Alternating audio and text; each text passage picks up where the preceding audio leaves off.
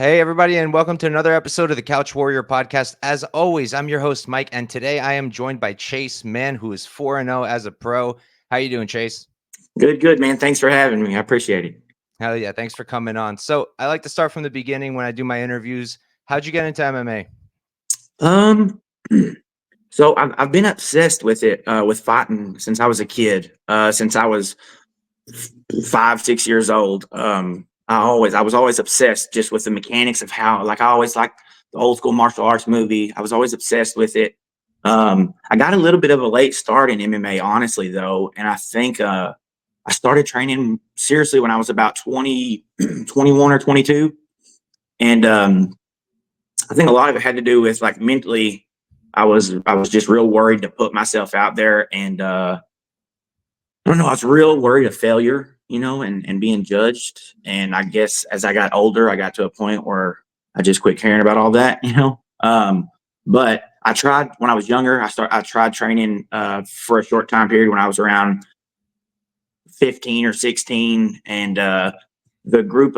Unfortunately, it was just a whole bad ordeal. It was just not the best people I was around, so they kind of bad environment. Um, and then got in a lot of trouble, a lot of fights outside of the gym.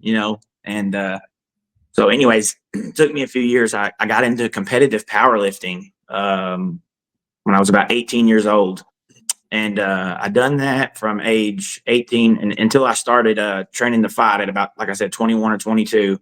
And I did well in that. I had some national records, several state records. I carry a lot of that strength with me into the cage. It's helped me a lot, definitely. Um, but yeah, once I had my first amateur fight, I remember getting in the cage. I didn't know how it was going to go. Like, you don't know, you never know. As much as you just want to think you do, you just don't know. And as soon as that cage door locked, I just felt at home, and it's been a wrap ever since. So yeah, I love it, man. I'm 10 toes down. I'm ready to go always. Hell yeah. So what prompted that move from lifting to taking your first amateur fight?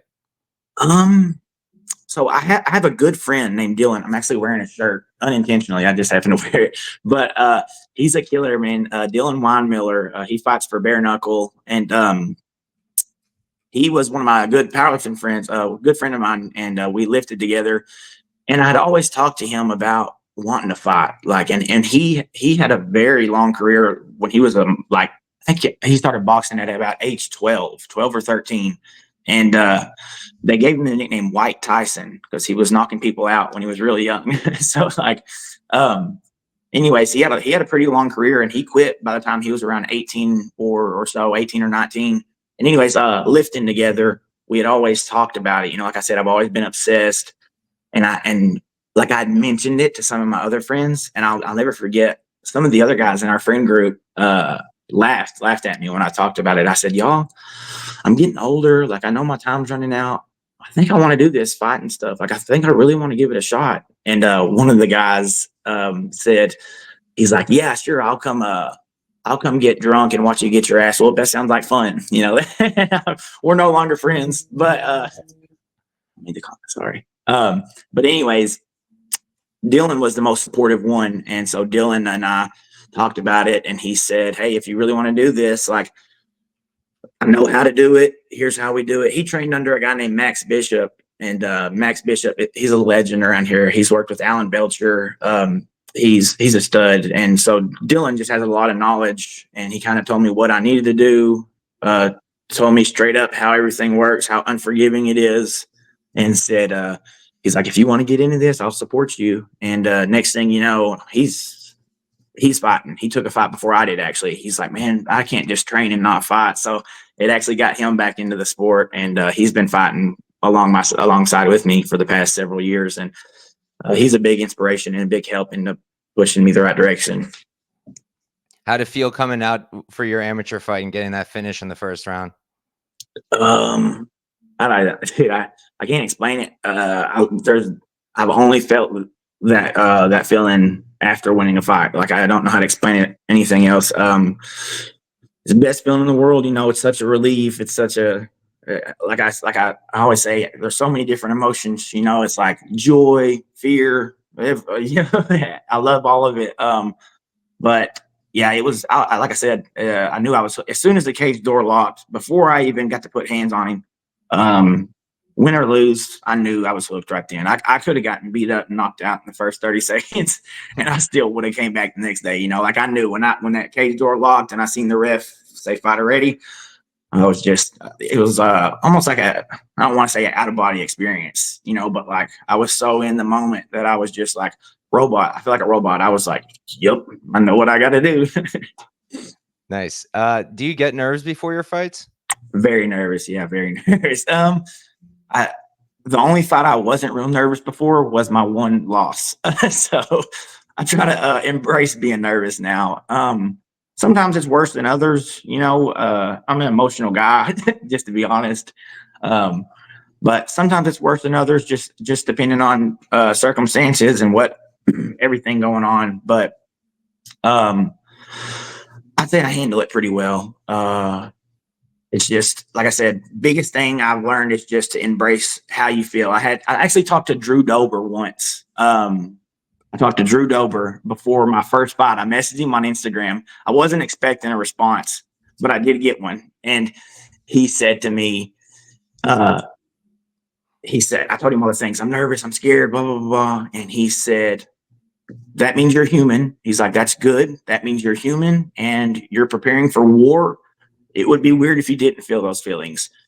He's like, embrace it and just run with it. However you feel, embrace it and go with it. And that's what I've done ever since. Nice. Mhm. Why Dober? Was he someone you really liked watching growing up? Yes. I love Dober. I don't know. I watched him fight and I seen the way it was honestly the way he carried himself, before, during, and after. That really made me think like, man, this guy's got it like figured out. Like he's so confident, he's so authentic, and I was like, whatever he's doing, like I like that. You know what I mean? And then he goes out there and he'll stand toe to toe with anybody and throw bombs until the fight's over. Sorry, my Alexa's talking to me. You're good. You're good. Do you have like a few favorite fighters from when you were Hey, watching Dad, back I'm then? doing an interview right now. Just a second, okay? It's all good. Sorry, brother. Now you're good. You have any favorite fighters right now? Favorite fighters. Let's see. Of course, Max. After his big performance, he just pulled off. I'm Same. keeping up with I Max. love Max. That's him Oh, and I love Cater. it. Is that the guy? Who is that he's fighting? Cater. Oh, okay. I love that fight. That was awesome. That That's was like the that big. picture. Yeah, that I was. don't know if you saw the picture where Cater's blood is like flying out. Uh, oh, That's is that it? yeah. Yeah, that's beautiful. I love it. I love it. Yeah, I'd say Max is one of my favorites. Islam, just because of his style, I take notes. I like that pressure, that forward. I like that Dagestani style. Put your head down into the cage and cook them with pressure. I love that. And then Poirier. I can go on and on, bro. I'm such a fan. Nice. So you mentioned Islam and the wrestling. I actually wanted to ask you, did you wrestle before MMA? Because your wrestling looks like good. Thank you, brother. Thank you. I didn't. Just in the backyard and stuff. Nothing formal. However, I am close to a college here, and I train in Walnut Ridge and Paragould as well. But in Walnut Ridge, we have a really good. It's like a little hole in the wall, but there's a school there that has some really good wrestlers, collegiate wrestlers, and ever since I've started training, I've had high level wrestlers to work with since day one, and it's been a blessing. It just came natural. I played football and I was a quarterback, so I honestly think that's helped my takedown defense and understanding just hip placement and stuff. And yeah, I do. I wrestle just about every day. I have every day for the past since I've started training 6 or 7 years now. I wrestle every day. So Yeah, man. I mean, if you would have told me like, yeah, I wrestled in high school and college, I would 100% believed you because yeah, I was thanks. Thank impressed. you. I was impressed. So, I did want to ask about the bodybuilding, the lifting. Yeah. Do you feel like that kind of messes with like being able to cut weight now because you kind of have a lot of mass and a lot of muscles? Yes. Yeah. 100%. Yeah. I got up to, I fight at welterweight 170. I always say this, if I'm happy, I'm walking at 200. But if I'm making it, if I'm miserable, I can walk at 190, but happy I'm 200 pounds. And yeah, I do. It did. I put on too much muscle. My legs got too big, and they definitely get in the way a lot when I'm trying to do submissions and triangles and stuff. um, but at my biggest, when I was lifting, I got up to 235 at one point. Oh wow. So I've lost quite a bit. Yeah, I'm only 5 foot. I say I'm 5'9", but I'm probably 5'8". How do you feel facing taller opponents? Do you find it difficult, or are you kind of used to it? Yeah, very difficult. Very. I mean, I've almost gotten used to it by now. Well, I would just say, yeah, honestly, I am used to it. It's part of it. Like when I fight a short guy or a guy closer to my height, it's almost more of a shock because I'm like, dude, I'm gonna have range on. Like I've got a 72-inch reach, so my reach is a little longer than my height. Um, and so yeah, I've just gotten used to it, and being explosive and using my striking to set up takedowns. I've learned ways to get around their reach. The hardest thing really is a lot of people don't talk about is tall guys in the clinch. Man, it's hard to fight them in the clinch. They have so much more leverage. Being shorter, you think once you get to the clinch, I do enjoy getting there, but somebody who has like a good tie clinch, if they start getting their hips back, like that's hard to deal with. A lot of short guys don't talk about that. I don't think, and that's something I focus on trying to get around and have an answer for. I train a lot of tie. That makes sense. So, you mentioned your first loss, your only loss back when you were an amateur. You actually came back and beat the guy in a rematch, though.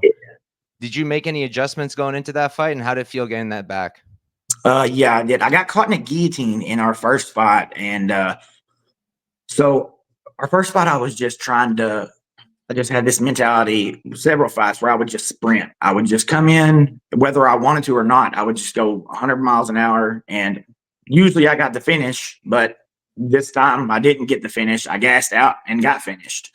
So going into the next fight, I had like a year and a half or so in between. And biggest focus, even he and I talked afterwards, and he said he's like, man, the scariest thing, the biggest difference I would say was your composure. And I'm like, really? Like, I didn't think about that, but of course it was like, just again, like I just had to slow down, and just, I always tell myself, like, especially before that fight, I've got 15 minutes to beat this guy up. I've got 15 minutes to beat this guy up. So I don't have to go in here and finish him. And I'm going to try to finish him as fast as possible. But if it takes me 15 minutes to finish this guy, so be it. I just got to take my time. Um, but I worked a lot of guillotine defense after that fight also.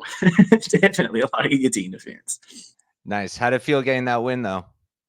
Oh, that was the best one. That was the best one, man. Before I went into that fight, the day, literally an hour or so before I went out, I don't know if I should share all of it. It was just an emotional thing for me and my wife. We were just talking, and I was very emotional. I was like terrified. I was scared, and she looked at me and she's like, "What's wrong? Why are you feeling this way?" And I said, "Emily, my wife's Emily. I was like, I don't know. I don't know if I can beat this guy. Like all these people here, I'm so worried I'm about to let all these people down." And she reminded me, she's like, "Hey," and actually Drew said this also, and that's how she knew it. She's like, "The people that are here to watch you, they love you no matter what. They're here to support you for you. The only reason they care if you win or lose is because they know you care. So whether you win or lose, they're gonna love you. They're not gonna think differently of you, And anyways, so it was a really stressful thing going into that fight for me. It was very emotional, and honestly, I gave him too much respect. It made me fight. I fought an awful fight, but somehow I got the job done. But afterwards, felt great for about 5 minutes until I got to the back, and I just started thinking everything I did wrong. I always do that. I pick everything out I did wrong. Like, as soon as the fight's over, I still, like I said, celebrate for a second. Felt great. I mean, I let out this scream where I just was like, ah, like I've never screamed like that before. But then I got to the back and I was like, man, I should have done this. I find that that's kind of a common theme. I feel like a lot of the fighters that I've spoken to, they're Yeah. very, very hard on themselves, even coming off a win. Like I had one guy telling me in his debut, he was pissed off that he got hit at all. I like it, dude. That And is funny. I thought that was funny. And yeah, that's interesting because you're definitely not alone with that. Yeah, yeah. That's exactly how I feel. My coach and I have talked about that before. Afterwards, everybody's coming up there. You did this. You did that, man. Did you see? Do you remember this? And the only thing fresh on my mind is everything I did wrong, and how many times I got hit, and the takedowns that I didn't finish, and you know, Do you find that that helps you though going into your next fights, just be more prepared? yeah. It's honestly, it's just the way my brain's wired. I'm like, it's kind of like a gift and a curse. Like I know. I don't want to say it. It's like I'll never be truly satisfied or happy. I'm very happy with life in general, but like no matter how good I do, I can't ever go like, man, you did it. Like it's something in me is not wired that way, and so it's pushed me. I'm just obsessed with it, man. Like I just always think I could do better. I like anytime, whether it's a finish or not, like in the cage and in the after the fight, I'll say to my corner like I'll say something like, "Did he hit me?" Like, because I don't remember. I'm like, "Did he hit me? Man, did you see where I watched when I almost had that Americana? I can't believe I didn't finish it." So it's a gift and a curse. It's just the way I'm wired. I've always been this way. But I think it makes me. I train very hard. I am obsessed. Like there's a common theme where the guys I train with, they know like about once a month I have to take a day off. Like I usually train 7 days a week. Not hard every day. It's not like I'm in there going all out, but I have to do something. I have ADHD, as you can tell. I have ADHD. I can't sit still. And, but about once a month, it's like my body just won't cooperate with me. And like the guys know, like, all right, this is Chase's one day. Like he's overdone it. He's earned this one day. But again, I feel like I got so much catching up to do. And I see a video or I see somebody do something and I'm like, oh crap, I haven't been working that enough. Anyways, That's awesome though, man. Always yeah, another mountain to climb, right? no doubt. Do you find it hard to listen to your corner when you're in there in the cage, or is it kind of easy for you? Um, I'd say 50-50. It's 50-50. Uh, I hear them sometimes. Sometimes I don't, and sometimes I do hear them, but I don't listen. I'm getting better at it though. I'm getting better at it. Again, it's like my brain's going so much. I do weigh out my options. Like I'll hear uh as I'm passing guard, take side control, and then I'll hear my other opponent's corner say, dig the underhook and wrestle up. And so then I'm like, okay, I'm gonna sit in half guard. So like because I'm not letting him wrestle up. My coach didn't know I heard that. But anyways, I would say I hear him pretty well. And my coach knows, like I've told him before after fight, like Tommy, I'm sorry I didn't do what you said. And he's like, no, you're in there. He's like, I'm on the outside. I see it from this angle. He's like, you're in there, and as long as you can hear what I'm saying, like I trust that your instincts, you'll make the right decisions. But honestly, I hear I wonder, I hear my opponent's corner a lot. Like I hear them a lot. And I'm trying to stop doing it so much, but it's helped me so much. But now at the higher level I get, the guys are starting to like use code words and starting to say things that like I don't know what they're talking about. So I'm working on not doing that as much, but lower level stuff, they're like telling the guy blast 1-2 down the middle, and I'm like, you're about to get blast doubled. but anyways, yeah, I would say I hear pretty good. In between rounds, my coach does have to bring me down sometimes, and like we have this thing where he'll like put my head to his head, and he'll be like, just breathe with me for a second. We're gonna breathe for 10 seconds, and then I'm gonna talk because I'll be like, just all over the place, wired out. And he's like, hey, Chase, breathe with me for a second. Okay, here's what we did right. And here's what we did wrong. Here's what we're going to do. And, he'll make me repeat back to him. And that really helped me a lot. In a fight, when I was actually fighting Darius, the guy I lost to the first time, I remember he gave me some advice and he said, did you hear me? And I said, yeah. And he said, "What did I say?" And I didn't hear what he said. I just was talking, And so then he said it again, and I repeated it back, and I executed what he wanted me to do in the next round. But Nice. So I think you mentioned it, but where are you training now? So I live in Paragould, Arkansas. I don't have a whole lot of options around here. Unfortunately, Arkansas is not really a hot spot for MMA, but I have a gym I train my striking, my Muay Thai, kickboxing at here in Paragould, and then my main gym is in Walnut Ridge, which it's 30 minutes from here. It's northeast Arkansas. Okay, cool. Do you tape your opponents before your fights? What is it?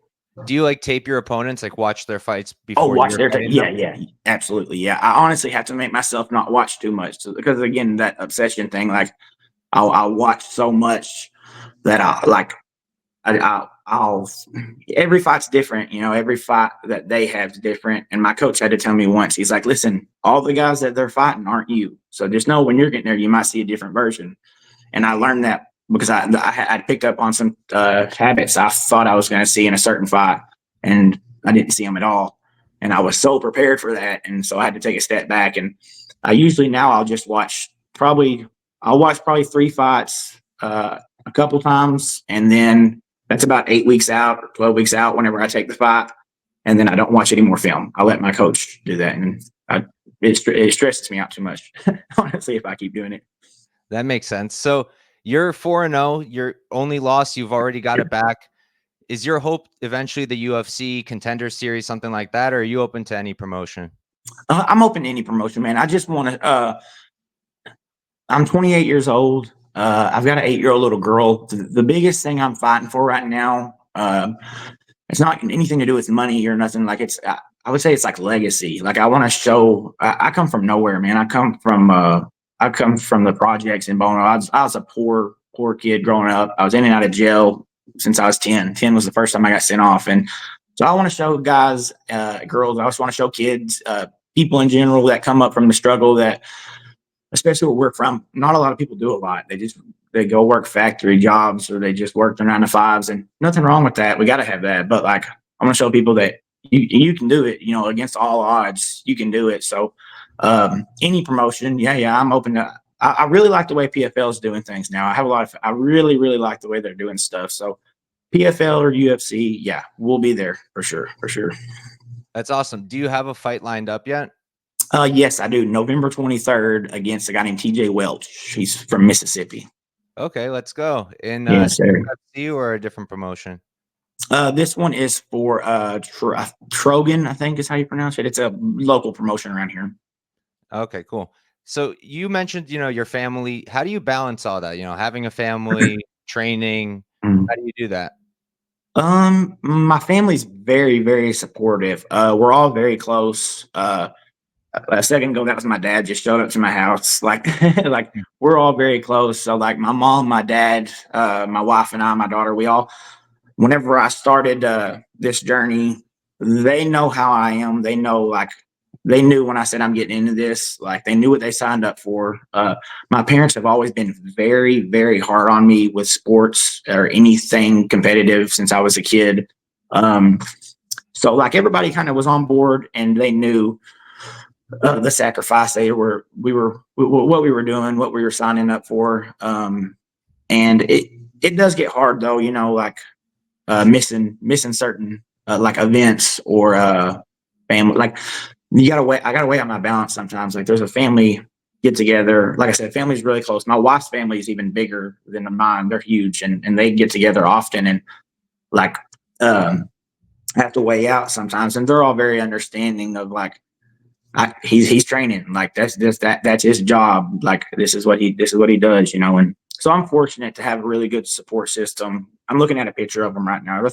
Actually, I'm fortunate to have such a good support system, and I love my family, and they're the best. They're the best. That's awesome. So my last question for you: who came up with the Manimal for the nickname?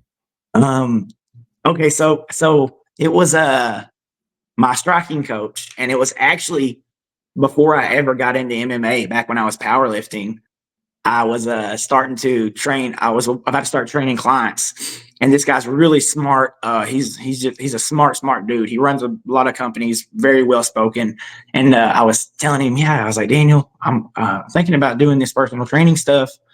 I'm just gonna call it Chase Mann, Strength and Fitness or something. And he said, no. He's like, you can do better than that. And he was like, you kind of look like a gorilla. You're big and strong. He's like, last name Man. What about Manimal? Manimal Strength and Fitness. And I'm like, I said, Daniel, that's cheesy, dude. And Daniel said, listen, cheesy is good. He's like, people will remember that. He said, don't think there's anything wrong with it being cheesy. And so, anyways, it just kind of stuck ever since then. Like I said, it started off as personal training, and then now it's just like when we started fighting, we knew we had to go with the Manimal for sure. That's awesome. It fits. It definitely Yeah. fits. Thanks, bro. So that's it, man. Thank you for coming on. I really appreciate you taking the time. Before we hop out, if you want to shout anybody out, plug your socials, the floor is yours. Yeah, absolutely. Thanks for having me. This was awesome. Yeah, if you guys want to check me out on Instagram, Chase Mann 13, or I might have changed my name to Manimal recently. I don't remember, but either Manimal 170 or Chase Mann 13. I've got to be a lot more active on social media. But yeah, just shout out to my school, the LC and DNC Defense. And yeah, that's all I got to say. Thanks for having me, brother. It's been a real pleasure. Awesome. Yeah. Thanks for coming on, Chase. Have a good one. For sure. Take care, bro.